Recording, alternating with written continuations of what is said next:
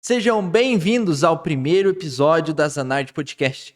Hoje estamos aqui com uma pessoa muito especial. Ela iniciou muito cedo a carreira contábil e é fundadora da Zanard Contabilidade. É a Sandra Zanardi, seja bem-vinda.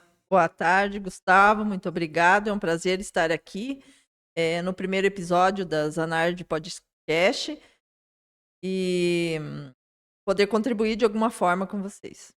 Legal, é uma honra estar aqui com você também. Sandra, me conta um pouco da tua graduação, para o pessoal conhecer melhor você. Eu sou técnica em contabilidade, né? Naquela época que técnico era como faculdade ainda, né?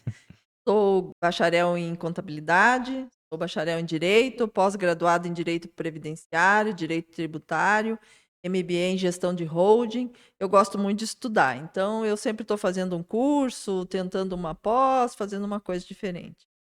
Legal, Sandra. E me conta uma coisa, fala um pouco da tua trajetória, lá do comecinho até agora, que a Zanardi já está desse tamanho. Claro, é um prazer.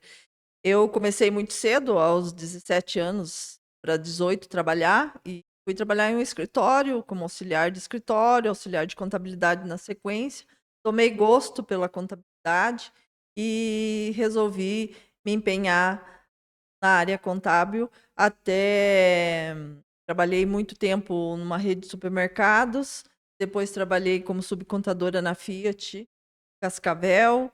Vim para Guarapuava em 98, iniciei o meu trabalho aqui como contadora na rede de farmácia Trajano, trabalhei por longos 17 anos e a partir daí resolvi abrir um escritório próprio, né?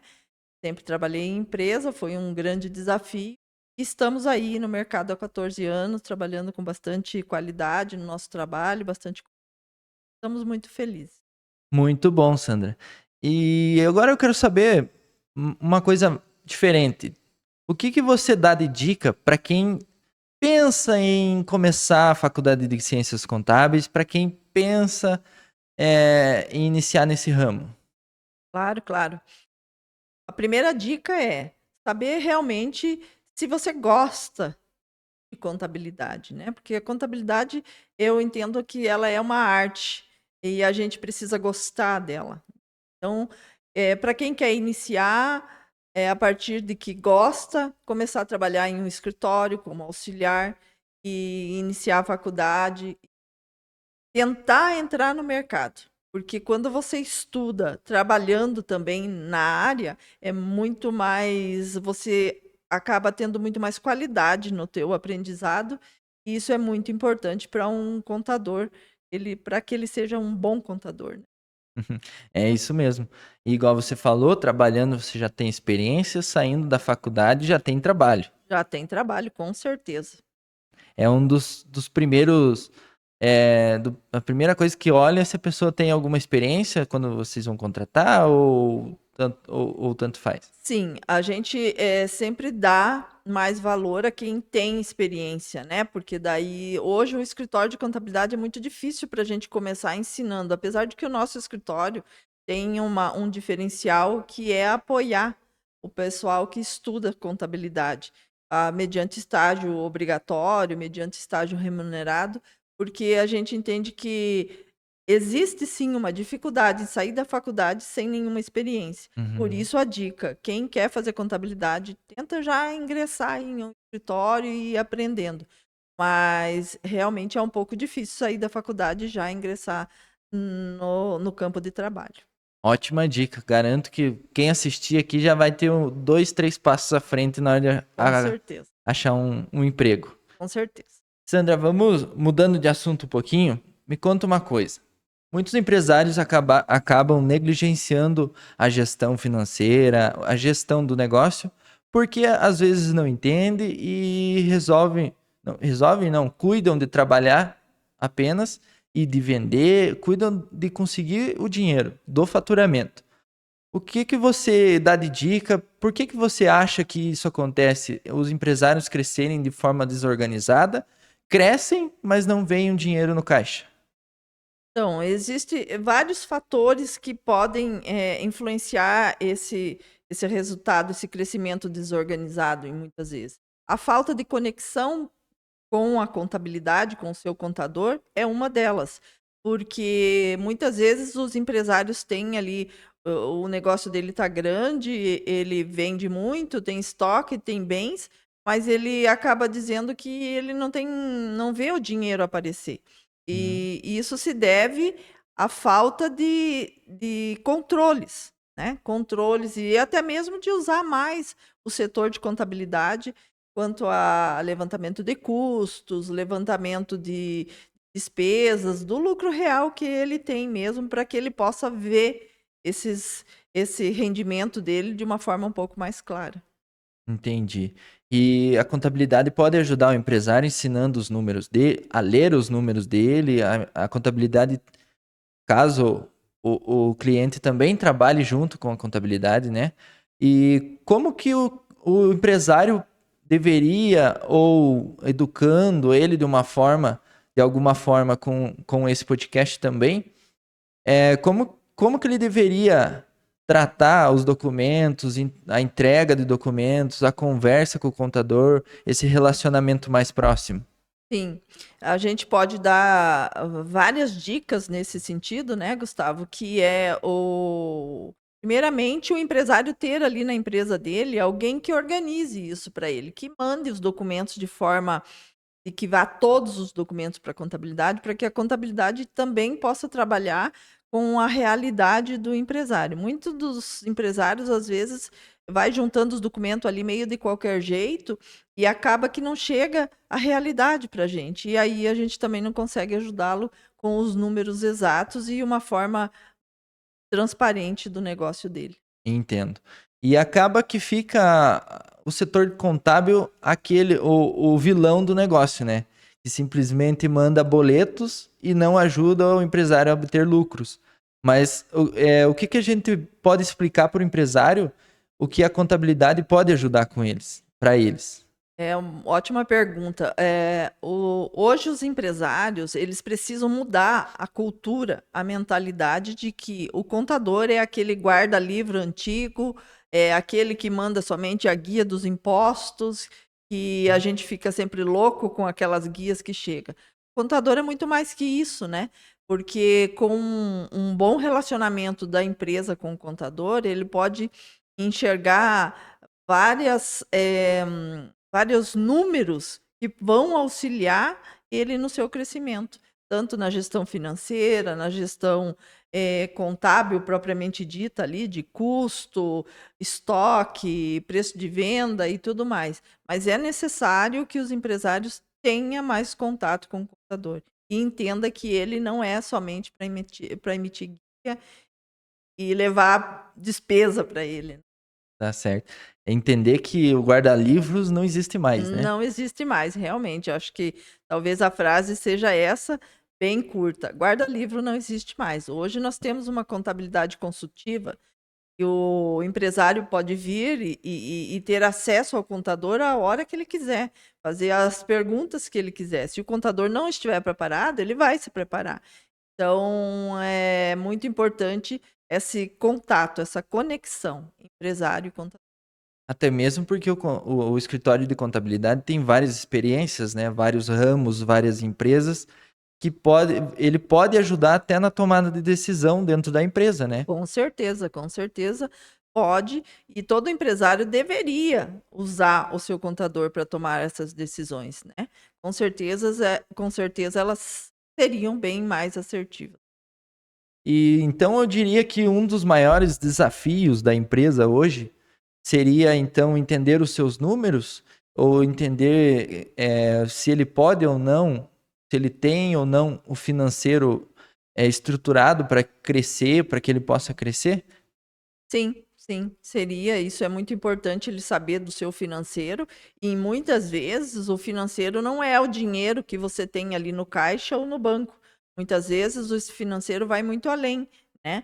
E aí entra novamente a contabilidade para avaliar o custo desse novo investimento, para avaliar se isso vai trazer um reflexo um pouco maior para a empresa, seja ele negativo ou positivo. Então, tudo inicia de um estudo, né? Um estudo prévio com a contabilidade, que é o setor que tem tudo nas mãos. É interessante também fazer aquele estudo tributário, né? Sempre que possível, quando vê que o cliente está crescendo, fazer um estudo para ver se ele está no lugar certo ou não, né? Para que ele cresça estruturado. Exatamente, isso é muito importante. Nós temos nosso escritório ali entre os meses de novembro e dezembro, a gente faz uma análise e muitas vezes os nossos clientes nem sabem que a gente faz essa análise por falta, de repente, dessa conexão mais próxima, né? Dessa conexão mais próxima, mas a gente faz uma análise nesse período para ver se a empresa como que ela está. As que estão com algumas dificuldades, a gente entra em contato, conversa, explica, né? E a gente fez esse planejamento tributário para o próximo ano e vamos ter que mudar alguma coisa. Aquela que não precisa mudar, a gente tem seguido e diante da correria até do próprio empresário, de não ter esse tempo para essa conexão, a gente segue com segurança e conclui o trabalho. Tá certo. E trazendo lucro como o empresário que ele mais quer é lucro, né? Sim, sim, sim. Trazendo lucro, importante também, você citou a parte do custos, né? A parte comprar bem faz parte do planejamento financeiro também, né?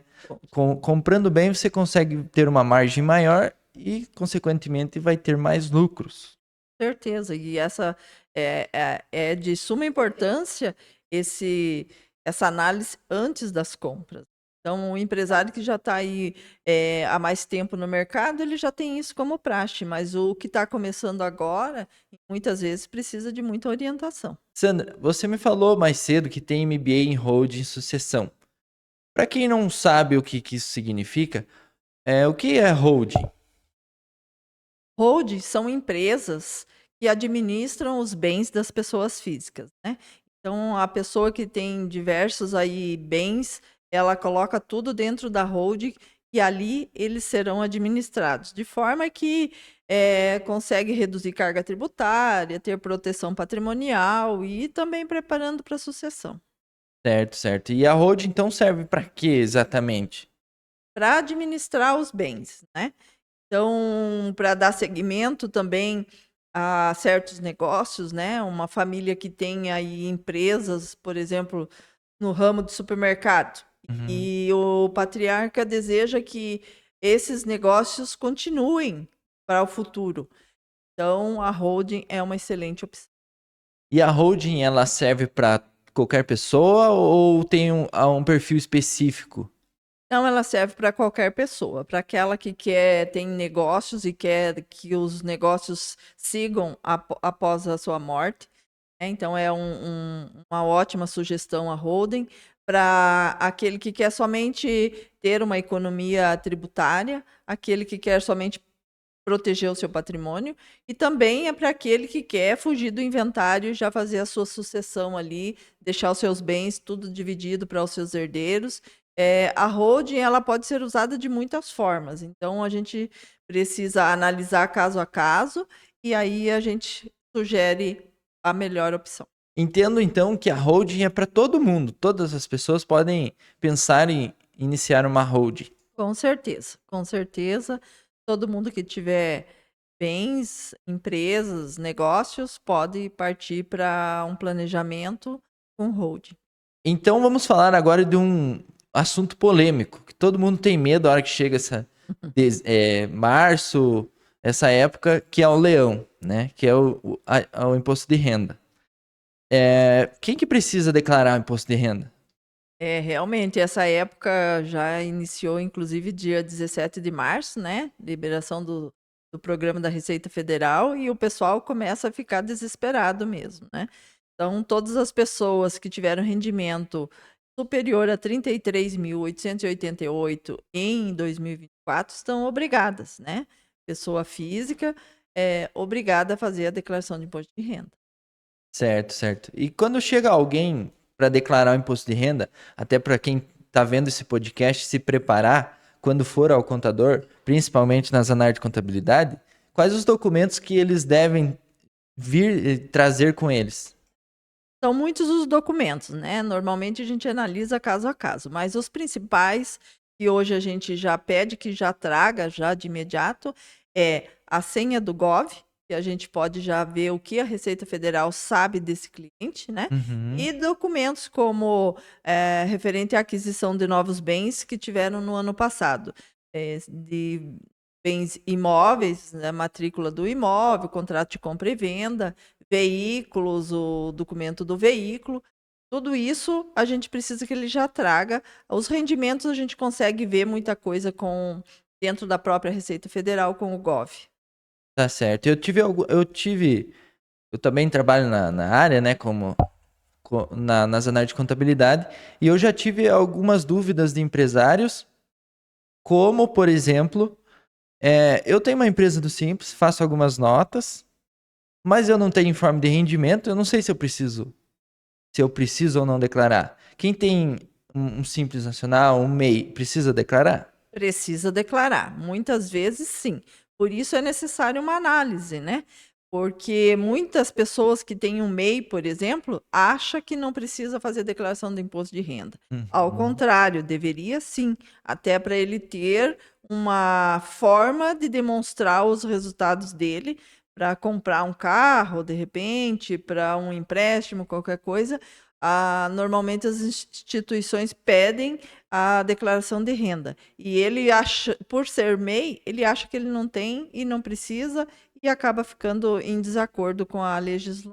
E quais são as despesas mais comuns que deduzem do imposto a pagar do imposto de renda? As mais comuns são despesas médicas e com educação, tanto do titular como de seus dependentes. E não perdi a data do imposto de renda, não fiz o imposto de renda, e agora vou ser preso? Ou o que que acontece se eu não fizer o meu imposto? Sabe, Gustavo, que isso é muito comum no nosso escritório. O cliente chega ali, aquele que não está muito habituado com as declarações de imposto de renda, fazendo essa pergunta: vou ser preso? Vai acontecer alguma coisa? Não. Você pode fazer a qualquer tempo, após o prazo, a sua declaração. Claro, vai ter que responder por uma multa, que hoje é em torno de 160 a R$ 200, e fica tudo certo. Então, se eu acabar não declarando, além do honorário contábil, eu ainda tenho essa multa para pagar. Mas essa multa é relativamente baixa, não?